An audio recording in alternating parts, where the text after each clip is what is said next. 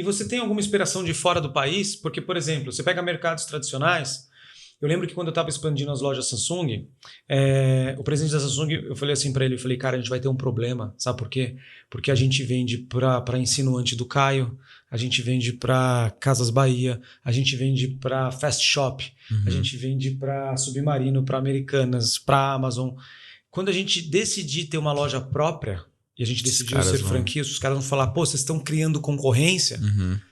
Aí eu tive uma ideia, eu falei assim, na época uma das maiores compradoras nossas era a Fast Shop. A Fast Shop tem lá a Marie, que a Marie é a dona, né? A Fast Shop fatura alguns bilhões, é enorme. E eu falei, cara, mas se eu abro as lojas com ela, é ruim, porque ela é muito grande. Então ela não vai seguir as regras que eu quero. Eu queria não um pequeno nem um grande, eu queria um médio. Tipo aquele cara que tem 100 lojas da TIM. Para ele abrir 10 lojas da Samsung, ele diversifica o investimento. Né? Então eu procurei esse tipo de perfil. E aí eu lembro que eu falei, cara, mas eu tenho que dar uma alternativa para a Fast Shop. E aí no meio daquela loucura, abrindo 4 ou 5 lojas por dia, eu tive que parar, pegar a Marie e levar ela para os Estados Unidos. Levar lá para Nova York, para ela ver o que estava acontecendo na Best Buy. Então aí eu peguei o voo, fui eu, ela e a filha. Fomos até Nova York, chegamos em Nova York, ficamos uma semana, porque era um cliente tão importante. Eu estava mostrando para ela que o modelo dela não era a loja. E eu consegui escalar com um negócio chamado In-Store in Store. Então eu criei uma loja Samsung dentro da loja dela. Então ela não precisaria abrir, e né, dentro dessa loja Samsung ela tinha flexibilidade. Ela poderia usar o sistema dela, os preços dela, só que eu ia colocar um vendedor Samsung ali, uma loja, o cara ia entrar dentro da Fast, ia ter uma mini loja Samsung dentro da Fast. Existe isso hoje até? Existe. Vários. Mas era algo muito novo há 10 anos atrás. Com certeza. E aí na Best Buy estava bombando de loja Samsung, né? A Samsung ainda é a maior líder do mundo de produtos eletrônicos, né? A Apple ainda não conseguiu ultrapassar a Samsung já há alguns anos. Tem um demo no Brasil, né? Aí se não tivesse seria difícil. Obrigado. E aí uma das formas ali que eu fiz foi tipo escalar com parceria. Então eu abri as lojas, mas dentro das grandes varejistas eu escalei com parceria. E esse negócio que você está fazendo é basicamente isso. Você fala, eu consigo ir sozinho, mas tem uma limitação de tempo, de espaço, de agenda. Né? Mas deixa eu pegar outros João Keplers que podem criar produtos, cara, e eu consigo entregar essa experiência, só que com outras finalidades. Né? Exato. Através de até outro João Keplers, é muito difícil achar um, mas a gente pode ter a metodologia que ele criou e outras pessoas lecionarem. Esse é o meu próximo passo. Então, assim, a gente consegue ir para o Brasil inteiro. O Brasil não é só São Paulo, cara. A gente acabou de fazer um treinamento lá em Natal que os 30 maiores empresários locais participaram. Animal. Então, assim, a gente começa a formar Você até me ligou de lá. Foi incrível, surreal, assim, uma experiência. Eu saí de lá transformado, porque eu vi o nível de consciência empresarial de uma região aumentar. Imagina o tanto de fruto que eles não vão colher, que eles vão plantar lá para a região como um todo. Theo, tem mais vida fora de São Paulo, viu, cara? E principalmente quem é daqui só enxerga aqui. E o Brasil é muito, muito grande. Acabei de voltar de Natal, de Belém, Sul. Muita gente só olha Sul, Sudeste, né? Centro-Oeste às vezes ali. Norte e Nordeste é uma força surreal que ninguém enxerga, ninguém olha. E tem gigantes empresariais lá. Gigantes, cara. Você vai para os subnúcleos ali, cidades que não são tão no meio como Maceió. Maceió é só vista como turística. Existem grandes empresários lá que estão fazendo coisas fantásticas que às vezes não chegam. Você vê um exemplo, acho que é Paraíba, do Grupo Mateus. Hoje ele é uma das maiores varejistas do Brasil. Ele não estava no radar de ninguém há 2 anos atrás. Você sabe que eu tive o privilégio de conhecer o Mateus. Privilégio de conviver com essas pessoas. Você olha e vê os caras, eles olham assim. Por exemplo, eu lembro que uma vez eu levei o Zema, que é o atual governador de Minas Gerais, para Las Vegas. Porque a gente ia ter lá o Consumer Electronic Show, que era uma feira. E eu falei, Zema, vamos com a gente. E o Zema foi, porque o Zema é dono da Eletrozema. A Eletrozema, cara, é uma rede de varejo animal, em cidades de menor de 2.000 habitantes. Você imagina? Falei assim, vou abrir uma Casa Bahia, onde? Cidade com 2.000 habitantes. Porque não tem outra opção. O cara olha lá, é Eletrozema. Cara, esse cara tem vida lá e emprega muita gente. Coisa de outro mundo, cara. Sensacional. Aí, existe um modelo de negócio ainda mais disruptivo. Imagina você pegar comissários locais de Casas Bahia, de Samsung, Fast Shop, e você mandar ele para essas cidades pequenas, sem você ter o custo ali da loja, do aluguel, de distribuição. Mandar ele para lá e vender no catálogo para essas pessoas. Esse modelo porta a porta. Meu pai fez isso, Dema, há 20 anos atrás. ele criou um modelo onde que ele não tinha uma loja física. Ele tinha um centro e os vendedores vendiam para ele.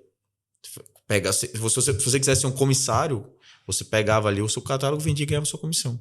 Animal. Estourou. E hoje é super atual. Então, assim, às vezes é do empresário olhar para o que ele está olhando e enxergar diferente. A gente fala Como que muito... você se inspira?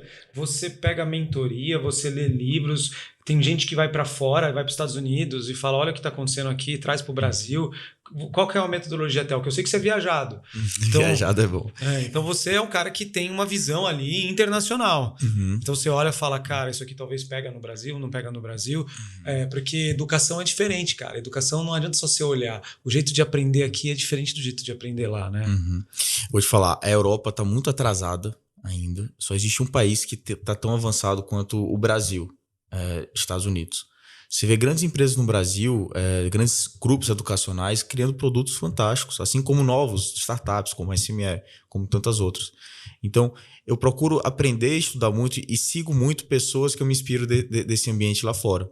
Eu entendo que essa educação descentralizada, que é o que a gente faz na SME, ela está tomando cada vez mais força, principalmente para pessoas como eu. Eu basicamente olho o meu exemplo, o exemplo de amigos, e nos meus clientes eu aprendo como evoluir. Eu escuto muito. Tudo que eles falam, a gente faz uma pesquisa de NPS muito, muito grande, a gente liga para cada cliente depois, e baseado as dores dele, eu consigo crescer. Eu olho muito para o mercado americano, que é um mercado que está extremamente atualizado nesse sentido. O mercado europeu tem muito a evoluir ainda. Londres é uma cidade que é muito avançada.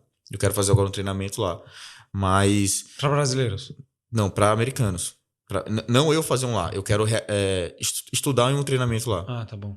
Não quero realizar. Quero também, mas acho que num próximo momento. Mas eu acho que assim, quando você escuta o seu cliente, você consegue saber exatamente qual que é a dor. E quando você tem um nível de consciência como um drone, como você levantar uma visão e você entender que o cara não quer passar mais 2 anos indo toda semana para fazer uma pós-graduação. Que o currículo já não é mais relevante nos dias de hoje. O currículo ali é a certificação da pós-graduação. Para quem quer ser empreendedor, empresário, é outra coisa que pega. É outra coisa. É você aprender o mais rápido possível. Tá tudo muito rápido, tudo é muito barato o tema. O tempo hoje das pessoas, ninguém quer passar 1 minuto e meio, 2 minutos travado em alguma coisa. TikTok é assim. E a educação também vai ser assim. E é isso que eu acredito. Eu acredito que um modelo de treinamento de 2, 3 dias, você economiza um MBA de 2, 3 anos. Lógico que não tão aprofundado, mas com o que você precisa estudar. Muito assunto aqui e eu vou contar para você como que foi a minha jornada para poder comprar o Anjo Investidor. Eu via que as startups estavam crescendo, aí eu comecei a investir como se fosse um investimento, perdi um monte de dinheiro, porque eu investia do tipo, cara, sentei lá, aí, cara, o que é CAC? O que é LTV, né? O que é churn? O que é... E eu falava, mas cara, igual o teu pai fala, tipo, qual é o lucro? É outra coisa, né? E aí eu falei, tá bom, metodologia número 1, vou comprar um curso. Entrei lá na Startse, comprei o curso caro. No segundo vídeo, eu assim, meu Deus, eu não consigo aprender assim. Eu não consigo aprender assim.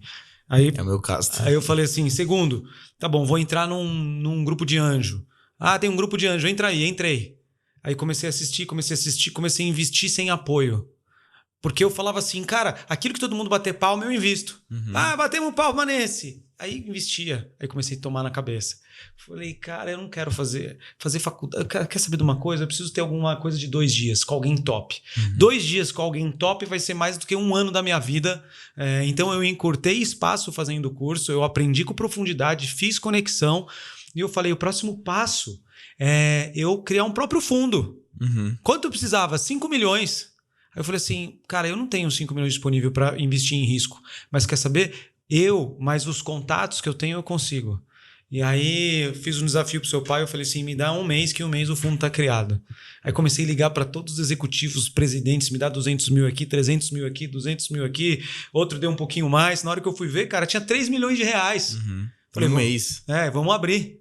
Abrimos e começamos a investir. Foi aí que eu entrei no jogo mesmo. Tipo assim. E além do que vocês investiram, que vocês vão ter um múltiplo gigante sobre isso, que você é um ótimo visionário, você sabe o que é que vai virar com essa visão de drone.